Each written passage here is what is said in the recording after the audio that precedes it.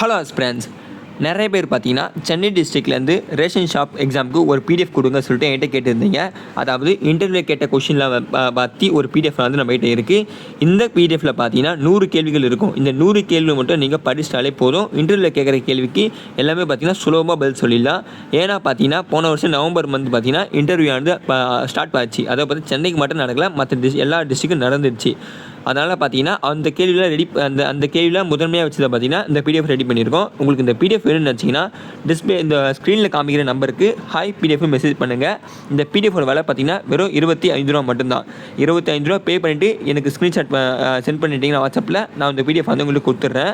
இந்த பிடிஎஃப்லேருந்து நிறைய கேள்விகள் வந்து கேட்டிருக்காங்க. அதாவது ஆல்ரெடி எல்லா மாவட்டத்துக்கும் நடந்து முடிஞ்சிருச்சு. ரிசல்ட்டு பார்த்தீங்கன்னா வெளியே வந்துருச்சு. அவங்க எல்லாருமே பார்த்தீங்கன்னா நிறைய ரிவ்யூ வந்து கொடுத்துருக்காங்க. அதுவும் நம்ம சேனலில் இருக்குது. நிறைய பேர் இன்டர்வியூ அட்டன் பண்ணிட்டு எந்த மாதிரி இன்டர்வியூ நடந்தது, அது என்ன நம்ம கேள்வி கேட்குறாங்க, அது என்ன சர்டிஃபிகேட்ஸ் டாக்குமெண்ட்லாம் கொண்டு போகணும்னு சொல்லிட்டு அவங்களே சொல்லியிருப்பாங்க. அந்த வீடியோ வந்து டிஸ்கிரிப்ஷன்லேயே வைக்கிறேன். அது மட்டும் இல்லாமல் ப்ரீவியஸாக நிறைய வீடியோ போய் பாருங்கள், நம்ம இதில் போட்டிருக்கோம். அந்த வீடியோ பார்த்தாலே உங்களுக்கு ஒரு தெளிவு கிடைக்கும் இன்டர்வியூ எப்படி பேசணும் அப்படின்னு சொல்லிட்டு. ஏன்னா பார்த்தீங்கன்னா இந்த மாதம் 7ஆம் தேதியிலேருந்தே பார்த்தீங்கன்னா இன்டர்வியூ ஆரம்பிச்சது. இந்த மாதம் இறுதி வரைக்கும் பார்த்தீங்கன்னா இன்டர்வியூ இருக்குது. எதுவுமே தெரியாமல் உட்காரத்துக்கு ஏதாச்சும் கேள்வி படிச்சுட்டு போய் உட்காந்து நினச்சிங்கன்னா இந்த பிடிஎஃப் வாங்கிக்கோங்க. இந்த பிடிஎஃப் விலை பார்த்தீங்கன்னா வெறும் 25 ரூபா மட்டும்தான்.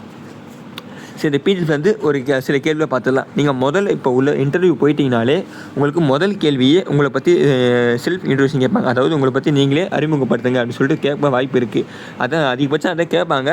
அதுக்கப்புறம் பார்த்தீங்கன்னா நீங்கள் இந்த வேலையை தேர்வு செய்கிறீங்க, எதுக்கு இந்த வேலை சூஸ் பண்ணுறீங்க, அந்தமாரி கேள்வி பார்த்தீங்கன்னா கேட்பாங்க. அது மட்டும் இல்லாமல் அப்புறம் நீங்கள் படிச்சிருப்பீங்க பார்த்தீங்கன்னா, இப்போ 12th தான் படிச்சிருக்கீங்க, 10th படிச்சிருக்கீங்கன்னா அதுலேருந்து கேள்வி வரும். அதுலேருந்து ஒரு சில 2 கேள்வி கேட்பாங்க. இல்லை டிகிரி ஓரியன்டாக எதாவது படிச்சிருக்கீங்க அப்படின்னா பிஎஸ்சி கம்ப்யூட்டர் சயின்ஸு, அதில் ஃபிசிக்ஸ் கெமிஸ்ட்ரிலாம் படிச்சிருந்தீங்கன்னா அது ரிலேட்டடாக பார்த்தீங்கன்னா ஒரு சில 2 கேள்வி கேட்க வாய்ப்பு இருக்குது. நீங்கள் அதிகபட்சமாக நீங்கள் பார்த்தீங்கன்னா நான் இதுதான் படிச்சிருக்கேன்னு சொல்கிறேங்க, ஸ்கூல் தான் படிச்சிருக்கேன் அப்படின்னு சொல்லுங்கள், எந்த ஒரு பிரச்சனையும் இல்லை. அப்புறம் பார்த்தீங்கன்னா இது வந்து ஒரு ரீசனிங் கேள்வி வரைக்கும் கேட்பாங்க. இப்போ ரேஷன் கடையில் நீங்கள் கூட்டம் அதிகமாக இருக்குது, சண்டை வந்தால் நீங்கள் என்ன பண்ணுவீங்க, அந்தமாதிரி கேள்வி பார்த்தீங்கன்னா ப்ரீவியஸாக கேட்டிருக்காங்க. நம்ம சப்ஸ்கிரைபர் கேட்டிருக்காங்க. அவங்க சொன்னதாக பார்த்தீங்கன்னா இந்தமாதிரி கொஸ்டின்லாம் பார்த்தீங்கன்னா நம்ம ஆட் பண்ணியிருக்கோம். அடுத்தது பார்த்தீங்கன்னா வேலை சுமை அதிகமாக தான் என்ன பண்ணுவீங்க. அதாவது பார்த்தீங்கன்னா ஒரே நேரத்தில் நிறைய பேர் வந்துடுவாங்க, இல்லைனா உங்களுக்கு கூட ஹெல்ப்பர் எதனா இருக்க மாட்டாங்க, அப்போலாம் என்ன பண்ணுவீங்க கேட்பாங்க. அந்தமாதிரி ரீசனிங் கேள்வி, ஸ்பாட்டில் ஆன்சர் பண்ணுற கேள்வி பார்த்தீங்கன்னா கேட்பாங்க. அது மட்டும் இல்லாமல் உங்களோட ஹால் டிக்கெட் ரெஜிஸ்டர் நம்பர் இருக்குது பார்த்தீங்களா, அதை கூட அவங்க டக்குனு கேட்பாங்க. நீங்கள் சொல்லுங்கள் அப்படின்னு சொல்லிட்டு சொல்லுவாங்க. அதனால் பார்த்தீங்கன்னா அதெல்லாம் நீங்கள் கொஞ்சம் மனப்பாடம் பண்ணிட்டு போயிடுங்க. ஸோ இதெல்லாம் வந்து பார்த்தீங்கன்னா ஜென்ரல் கேள்வி. அப்புறம் ரேஷன் சம்மந்தமான கேள்வி பார்த்தீங்கன்னா ரேஷன் கார்டு மொத்தம் எத்தனை டைப் இருக்குது, அதான் பார்த்தீங்கன்னா முதல் கேள்வியாக இருக்கும். ரேஷன் மொத்தம் பார்த்தா 5 டைப் இருக்குது அப்படின்னு சொல்லலாம்.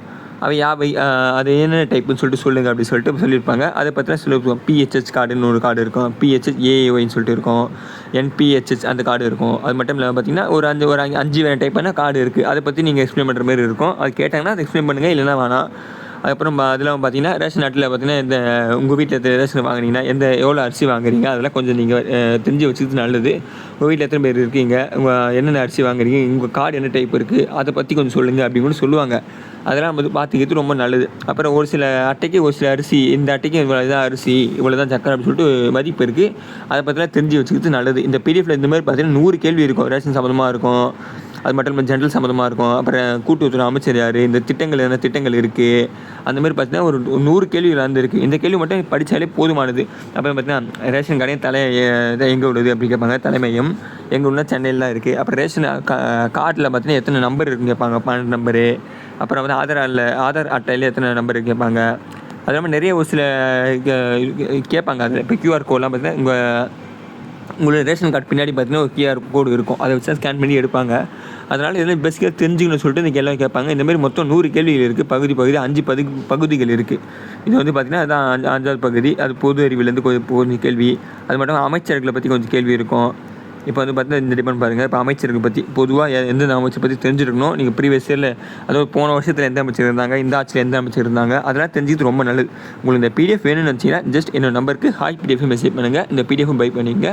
இந்த பிடிஎஃப் வேலை பார்த்தீங்கன்னா வெறும் 25 ரூபா மட்டும்தான். ஸோ இந்த வீடியோ இதோட முடிச்சிக்கலாம். உங்களுக்கு வேறு ஏதாச்சும் கேள்வி கேட்கணுன்னாலும் என்கிட்ட கேளுங்க, நான் உங்களுக்கு ஹெல்ப் பண்ணுறேன். அதில் எந்த ஒரு சந்தேகமும் தேவையில்லை. நன்றி.